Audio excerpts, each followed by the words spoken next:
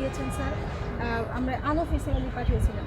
এইটা থেকে এই যে স্যার মাঝখানে একটা রাস্তা, আমার কিন্তু স্যার এই দিকে আসতে হয় না স্যার। এই যে বড় বড় প্লটগুলা, এখানে সরাসরি চলে যাওয়া যায় স্যার এই ব্যক্তি জমিতে। এই যে বাসাই মৌজা এবং নন্দীপাড়া মৌজা স্যার, আর এগুলো সমস্ত জমি ফাঁকা জমি স্যার। আর এই যে এই পাশে যে রেল লাইনের সংলগ্ন বা এখানে এইখানে কিছু অবকাঠামো আছে স্যার।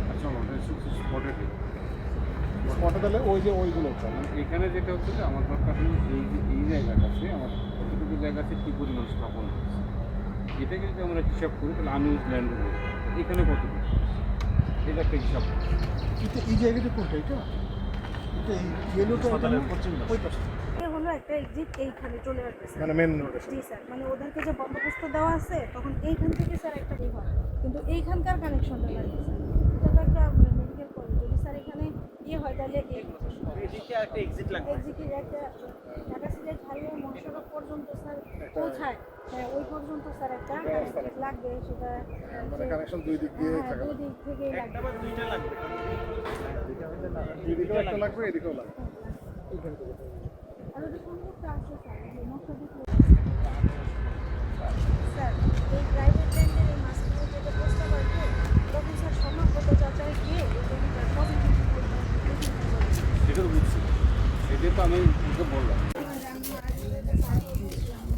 এইগুলো চালানো তো আপনার কমপ্লিট করতে হবে, যে সবাই পড়াশোনা করে এই জন্য আপনাকে ওখানে দিতে হবে। যদিও তাদের ঠিক আছে, আপনি ওই কাজগুলো তোলার জন্য আমি সবাইকে আবার পার জায়গায় দিতে হবে।